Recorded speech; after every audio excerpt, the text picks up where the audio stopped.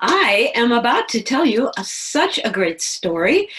It was written by an author named Patty Stren, and she also illustrated it. So what we did, my friend Shelley and I, we took this story with her permission, and we turned it into a puppet show. And sitting with his back to you, you kind of see, I'm going to move over, you can see him. That is the hero of our story. And his name is Elliot Kravitz. And Elliot Kravitz is a porcupine. Now, I don't know how many of you know about porcupines, but so this is probably not new. Elliot Porcupine. Elliot Kravitz, the porcupine, is desperately in need of a hug. And I think they sometimes know exactly how he feels. But none of the other porcupines sympathize with Elliot because they understand that if you hug a porcupine, you could get a armful, if you're a porcupine, or a handful, or even a snoutful of quills, which is what they call the spines at the back of a porcupine. So this is a story, a saga about Elliot and his adventures looking for a hug. So the first thing I'd like you to do, if you're surrounded by anybody that you are able to hug, is just, kind of do that. You could hug yourself too. That's always a great thing to do, just to get in the mood for hugging. And before I introduce you to Elliot, who is definitely going to be on our show today, I'd like to teach you how to make a porcupine puppet, which is not as complicated as it may sound, because there are so many things on our houses that look like porcupines. So think really, really into different rooms of your house and think about what could be a porcupine. So exhibit 1. What could be a porcupine? This is a kind of a cool thing. It's definitely used for cleaning. And you know what it is. It's for cleaning and making everything neat and tidy in the bathroom. And it's got a great scrub brush. And I would imagine that if we hugged a porcupine without a porcupine's permission, that we would get an armful of quills. So here is the body of our porcupine, walking very upright. So what do we need here? It's a face. You could use your face. That would be kind of goofy. So here's a very easy way to make one if you have one. If you don't, you could use something else, but I just happen to have a lot of these. These are called sponge balls. Now, remember, these are my sponge balls, so I could have asked permission from me, and I would have gotten an okay. So I'm going to ask me because that's what I want you to do before you take a sponge ball and cut it like I'm going to. So, hello, Marilyn. Oh, hi. Would you mind if I used this sponge ball to make a puppet? I know. Go ahead. But what if you don't have a sponge ball? Maybe you have an old tennis ball. Maybe you just have a sock you could put in there to make a head. So I'm going to put down said bathroom brush cleaner, and then I'm going to take a scissors. I'm going to cut it right in all the way in half because this is a very big sponge ball, and our toilet bowl cleaner, let's call it what it is a little bit smaller. So what do I do with the top? I'm going to stick it right in here. And that is the top, it's the bottom of his head. I'm going to watch what I'm doing because I like to watch what I'm doing. So this is his lower lip. Now, if that's his lower lip, we got to take care of his upper lip. So what we're going to do is we're also going to take something I have that you may not have, and those are called eyeballs. So what can we do if we don't have an eyeball? We could take just about anything, like a rubber band, and make it just a little bit smaller, like that. But because I am here, and again, I ask permission, I am going to sit my porcupine right down on my lap. Oh, that was a very nice porcupine. And I'm going to take the other half, squeeze it together, and pinch just a little bit so that he gets eyeballs. Now, if you happen to have some buttons that you're not using, look what happens. Pretty cool, huh? I'm going to just squeeze it in the top so that our porcupine has a, you want to turn around so you could see the people out there. Okay, you ready? Here we go. Ta-da! A porcupine. Quills. A mouth that talks. Hello. I'm a porcupine. And of course, that to hold it, which makes it a stick puppet. So I happen to have two of them because we need the hero and the surprise guest heroine. Put those away. Would you walk over there, please, off stage? Very nice. Love your exit. Now, if you don't happen to have a toilet brush that isn't being busy used, or if you don't want to use a toilet brush, this is something I think most every one of us has. It is called a hairbrush, quills. And what do you do to make this into a porcupine? It's got number one ingredient. It's got quills. And you can use this right off the shelf, not the store shelf, yours. You could even brush your hair. And then I want you to take something that you might have and we don't want to ruin and destroy. So let's see. How about this color? These are called half socks. I think that's what they're called, ankle socks. So I want you to take this and we're going to leave some quills here because otherwise we won't know it's a porcupine. Pretty dangerous of me to do that. And then we're going to stretch it over as quickly as we can. And we're going to leave some of it exposed so that our porcupine has a nose. Hello. And then, just because I want him to be lifelike, I'm going to reach over again. I like the way everything is kind of nearby if I remember to put it there, you know. Sometimes if it's not nearby, I'll find something else that's sitting there waiting to be used. And then I want you to, I don't know if you didn't get to see that, pull those eyeballs. The eyeballs come from a wonderful company, by the way. I should give them a little bit of a plug, called smilemakers.com. Smiling.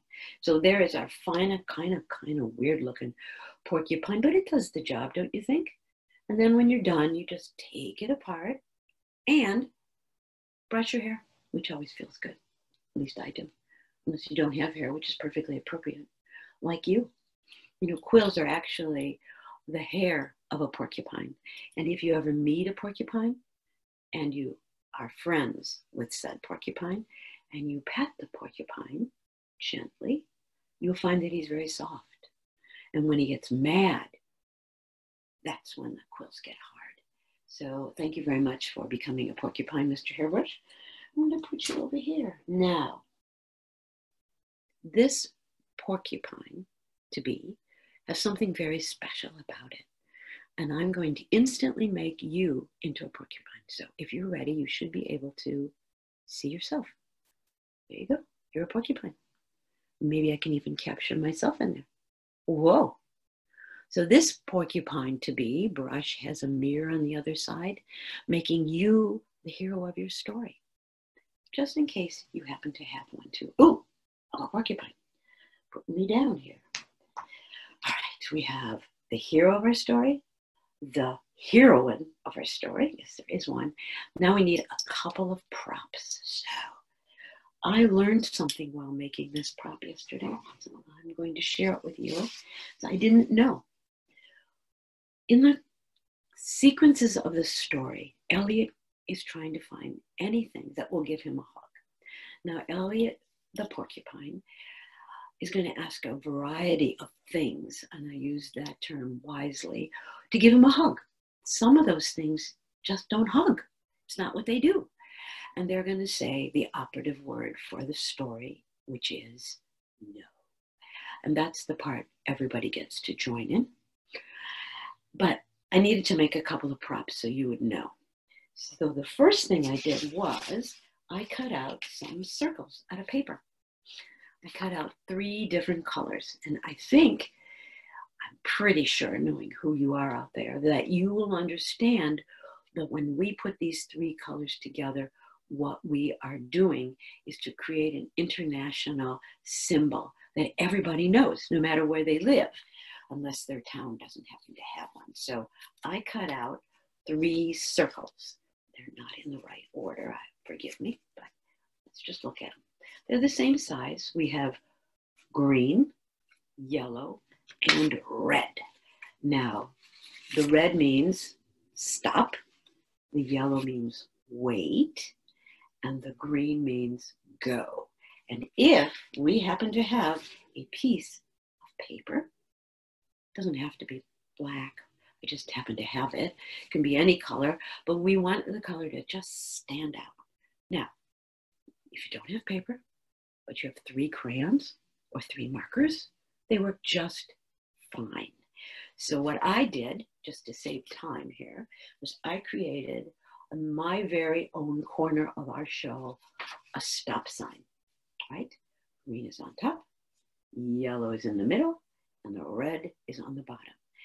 And when that one is lit, that's the one we obey. So if you happen to be driving a car and the green is on, we can go through. If you happen to be driving a car and you're within the intersection and the yellow is on, look both ways and go through. But if the red is on, stop. That's the rule. Okay, that is our stop light. Now, lots of roads don't have stoplights. Lots of them don't have stop signs. But this sign is an international sign as well. And it's used on lots of things. So, red paper. I took this paper and I wanted a square. So for those of you who have ever made a square out of a rectangular piece of paper, then you know that what you do is you fold it so one edge is next to the other edge, and we're making a triangle. Except, what are we going to do with that? Well, we're just going to cut it right off because we want this to work out. If you don't have time for this and you happen to have a picture of a stop sign, great. But how many sides does a stop sign have? 1, 2, 3, 4, 5, 6, 7, 8. No matter where we travel. If you are in Spain, when they want you to stop, there is an 8-sided stop sign. Whoops, this is only a 4-sided. So we wouldn't know. This is what I figured out last night when I was looking at that stop sign. I'm going to fold this in thirds. Excuse me, I need to work backwards. 1/3. Now we have 2/3, and then we're just going to do that. It may not be perfect. Does it matter? No. This is what I figured out. A stop sign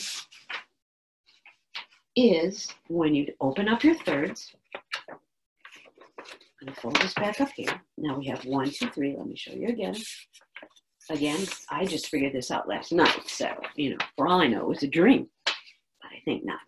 Now what we want to do to make it into an octagon, that would be 8-sided, is we take from the corner and we fold to the fold. Fold to the fold.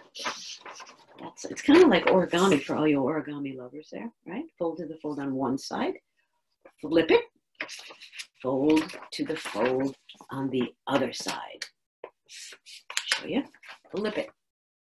And then we're going to fold to the, I heard you, fold on this side. And then last, never least, we're going to fold to the fold on this side. You ready? Octagon. Now, I'm not even going to bother to cut off those triangles because who knows what I might want to do with it. But I am going to write a word on here. When you're walking down the street and you see a stop sign, it's going to say stop. It's not going to say, it's also pots backwards, but we're not going to read backwards today. Stop. It also has a white line around it. Always has a white line. So I'm going to write the word stop. I'm going to write it in the language that I use, and maybe you'll write it in a different language. And here it goes, S-T-O-P. And I'm going to write this down because one of the things Elliot loves to do is read, even though he doesn't read other porcupines very well, figuratively speaking. So there we go, stop. From a square, we get an octagon. From circles, we get a stop sign. All right, I think that's all the props I need for today. Now what I need is a puppet. I'm going to practice this song. The song was written by my friend Shelley Nixon, and it goes like this. It's no fun to be a porcupine, no fun at all. I feel very lonely, I feel very small when they say, hug me, hug me. Everyone says no. That's the story of our friend Elliot Kravitz. And we're going to take him through his journey until we get to a place where his request is answered. I don't mind telling you that it's going to end just fine, especially now. So we have our stop light, and we have our stop sign. And now it gives me great pleasure to introduce you to the hero of our story, who has been with me for, I'd say, almost 30 years as a puppet. And even though there are spots that he is a little bit worn out, I would never, ever change him, because sometimes that which we have loved and gets a little ragged only makes it more lovable. Ladies and gentlemen, Elliot Kravitz in the story by Patty Stren, Hug Me. Once upon a time, there was a porcupine named Elliot Kravitz. Elliot was mostly pretty happy, but some days Elliot needed a hug. And that was a problem. Every good story, as we know, has a problem. And Elliot decided that he was going to ambitiously go out and find himself someone to give him a hug. And so goes our tale. The very first place he went was to his buddies that he lived with. And he said to them, oh, no, it's Elliot Kravitz. We should hide. But stop. Oh, no, Elliot. We know what you're going to ask. I'm hoping that you will have changed your mind. Go ahead, ask, Elliot. Everybody should ask once in a while. So go, you haven't asked us today. Really? Mm-hmm. Hi, guys. Hi, Elliot. I was wondering if today might be the day that you would give me a hug. Nope. No, not me. I don't give hugs. I'm a porcupine. That's why we have quills, you know. It keeps us protected. I know. But if you're a porcupine and I'm a porcupine, why can't I have a hug? Because we don't want to, Elliot.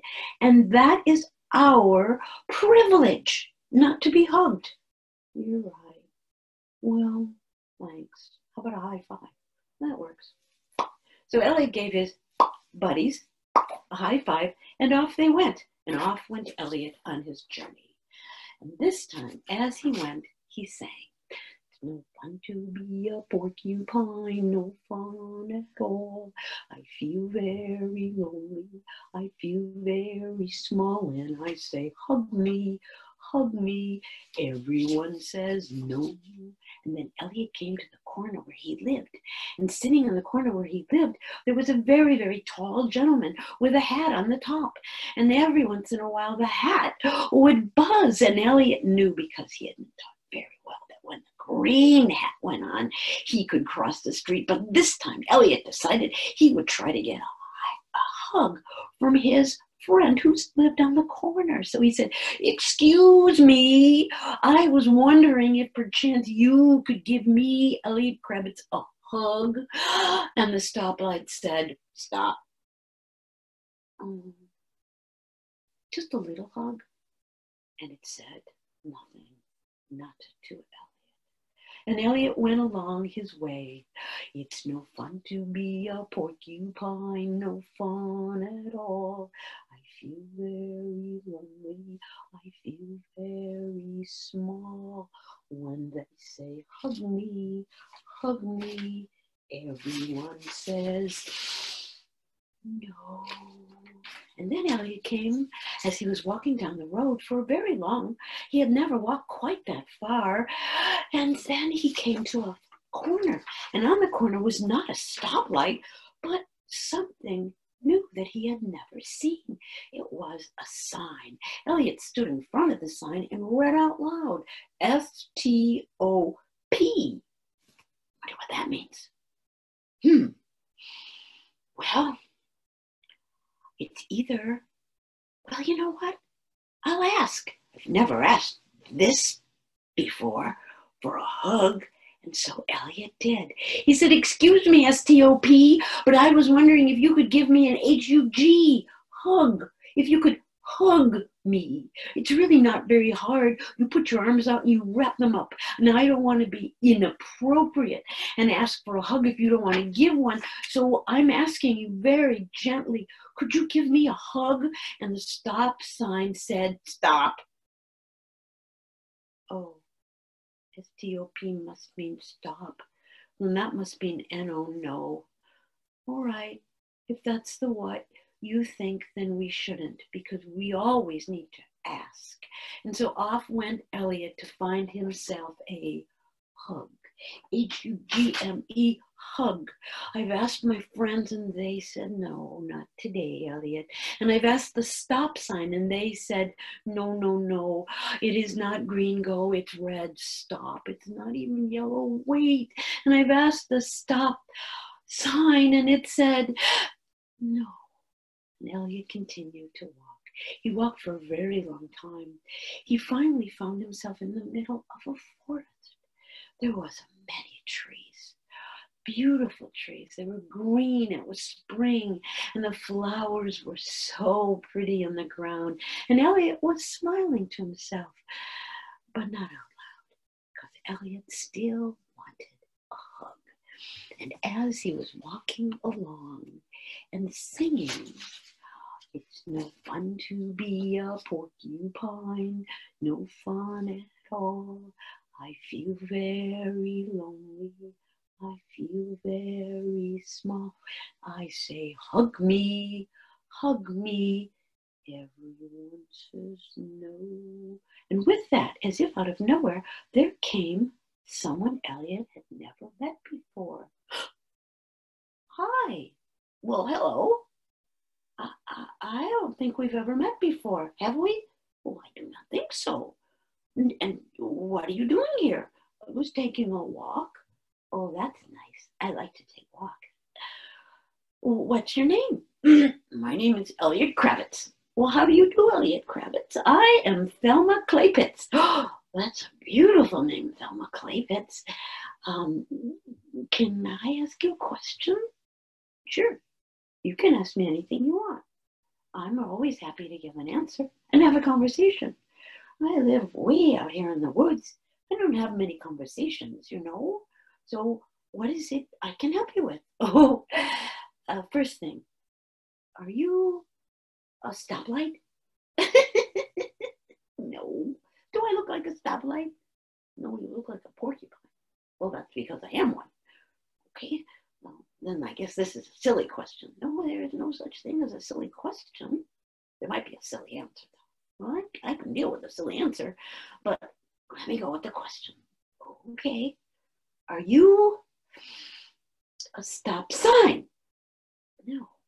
Elliot, look at me, Elliot. Do I look like a stop sign? Well, you're very shiny. Quite lovely, if you don't mind me saying.